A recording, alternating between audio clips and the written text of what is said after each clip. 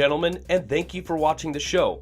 This is your top human rights organization review, and I'm your host, Bryce Dolan.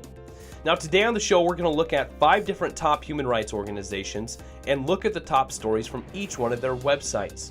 To begin our show today, Fidel Castro's achievements in improving access to public services for millions of Cubans were tempered by a systemic repression of basic freedoms during his time in power, according to Amnesty International. There are few more polarizing political figures than Fidel Castro, a progressive but deeply flawed leader, said Erika Guevara Rosas, America's director at Amnesty International. After his accession to power following the 1959 revolution in Cuba, Castro oversaw dramatic improvements in access to human rights such as health and housing. This was accompanied by an unprecedented drive to improve literacy rates across the country. Access to public services such as health and education for Cubans were substantially improved by the Cuban Revolution, and for this, his leadership must be applauded. However, despite these achievements in areas of social policy, Fidel Castro's 49-year reign was characterized by a ruthless suppression of freedom of expression, said Erika Guevara Rosas. The state of freedom of expression in Cuba, where activists continue to face arrest and harassment for speaking out against the government, is Fidel Castro's darkest legacy. Over more than 5 decades documenting the state of human rights in Cuba, Amnesty International has recorded a relentless campaign against those who dare to speak out against the Cuban government policies and practices. Over the years, the organization has documented hundreds of stories of prisoners of conscience, people detained by the government solely for peacefully exercising their right to freedom of expression, association, and assembly. The government continues to limit access to the internet as a key way of controlling both access to information and freedom of expression. Only 25% of the Cuban population is able to get online, and only 5% of homes have internet access. Fidel Castro's legacy is a tale of two worlds. The question now is what human rights will look like in a future Cuba. The lives of many depend on it, said Erika Guevara Rosas. Now, it's true. He led a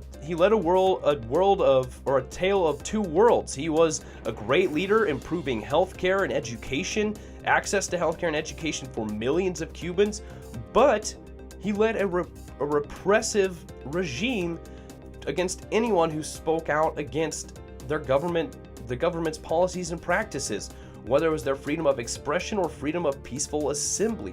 So it'll be interesting to see what's going to happen with Cuba, especially because Fidel Castro's brother Raul Castro is now 85 years old and will be stepping down from his reign in 2018. So we'll see what happens in the near future for Cuba. Hopefully they will keep going on the right track to improve their human rights. Next, pregnant women and young children, many stripped of their Dominican citizenship before being pushed across the border into Haiti, are living in deplorable conditions, Human Rights Watch said. They are among thousands of Dominicans of Haitian descent who, since mid-2015, have been forced to leave their country of birth, including through abusive summary deportations by the Dominican government. Not only have many been deprived of the right to nationality, they are not getting the assistance they so desperately need, said Skye Wheeler, women's rights emergencies researcher at Human Rights Watch. Neither the Haitian nor the Dominican government is helping some of the most vulnerable, undocumented people. As of November 3rd, almost 150,000 Haitian migrants and Dominicans of Haitian descent have entered Haiti since mid-2015, according to the International Organization for Migration. Non-governmental groups have now called access to water and sanitation in the camps deplorable. Local government officials told Human Rights Watch they have not received any extra funds from the central government to support the camp residents. The Haitian government and the Office of the UN High Commissioner for Refugees, which has a statelessness mandate as well as a refugee one, should establish a helpline or accessible information desk for people looking for assistance with their nationality. The Haitian government should work with the Dominican government to normalize migration between the two countries. Haitians also need reliable access to Haitian identity documents. The Dominican Republic should immediately end arbitrary deportations and ensure that all lawful deportations are carried out in a manner that respects the rights of those concerned. Deportations should be assessed on an individual basis, and anyone deported should be provided with a copy of the deportation order and the opportunity to challenge it before an independent court of law that can suspend it. Deportations should do no harm to family unity.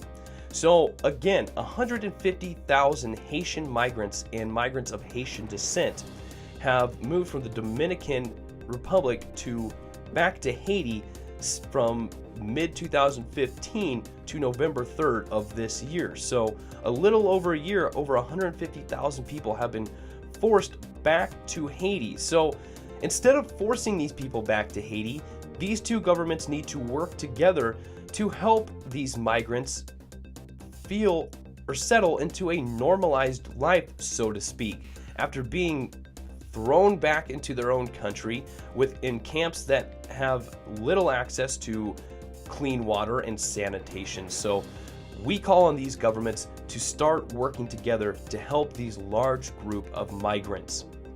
Now next, the ICRC, the International Committee of the Red Cross, says states have the primary responsibility in all circumstances to respect and ensure respect for international humanitarian law, otherwise known as IHL.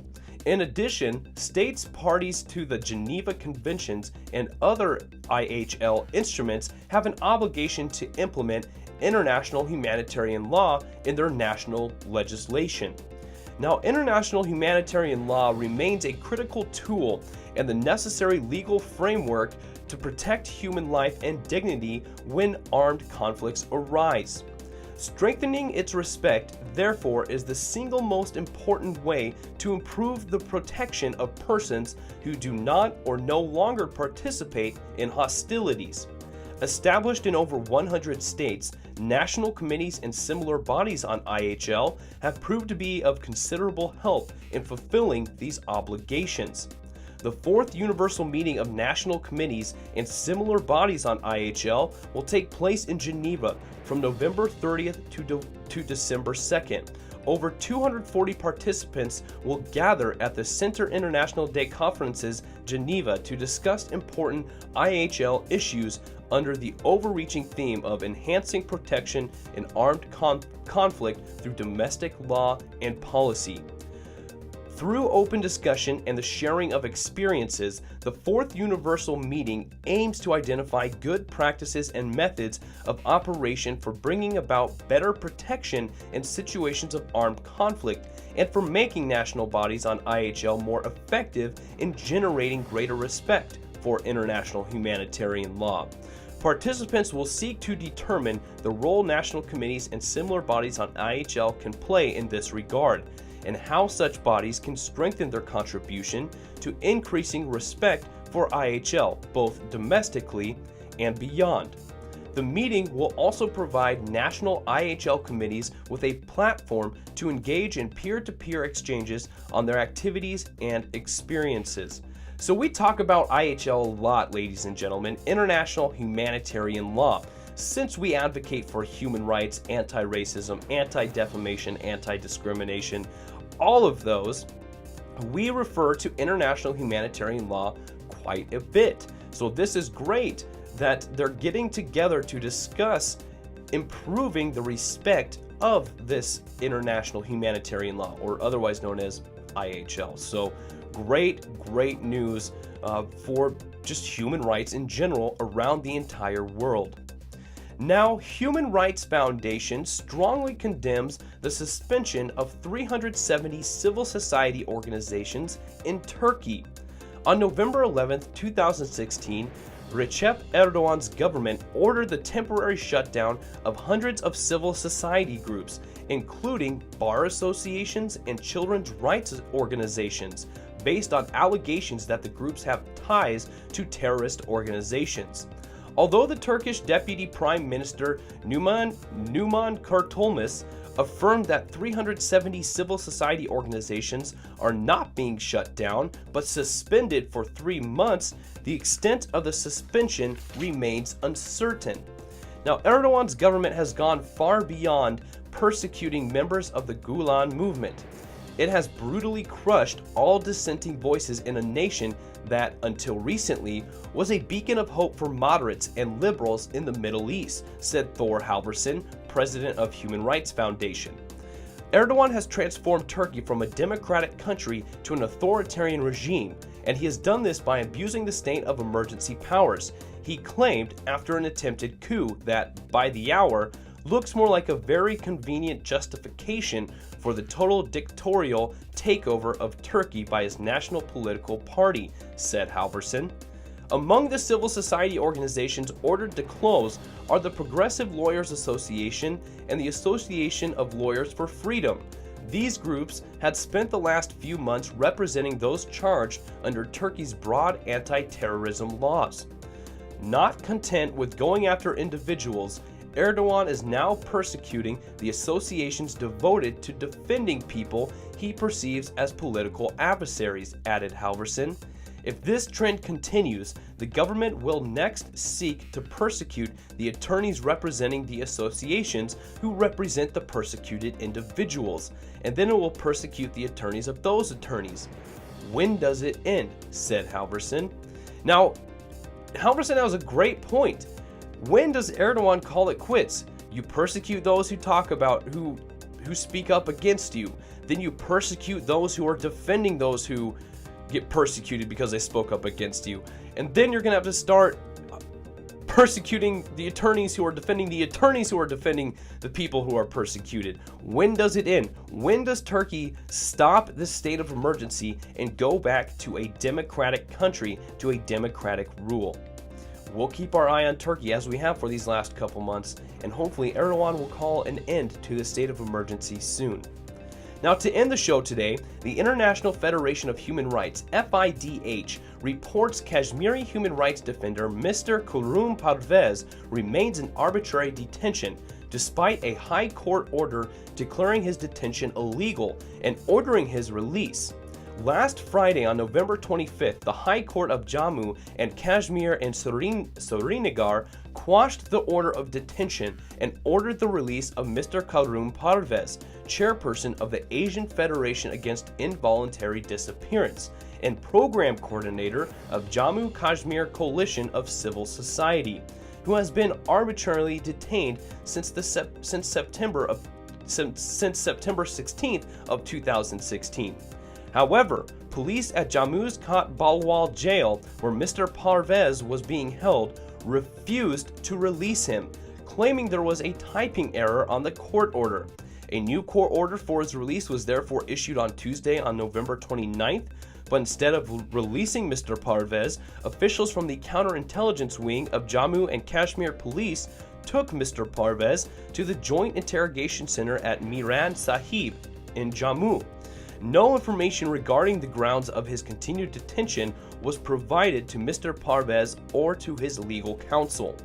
The High Court judge concluded that the detention of Mr. Parvez is not only illegal, but the detaining authority has abused its powers in ordering his detention. He also found that Mr. Parvez has not been provided the documents relevant to his detention and has therefore been deprived of the opportunity to effectively appeal his detention. The authorities have also manipulated the courts and used administrative delays to prolong Mr. Parvez's arbitrary detention, which now totals more than 74 days.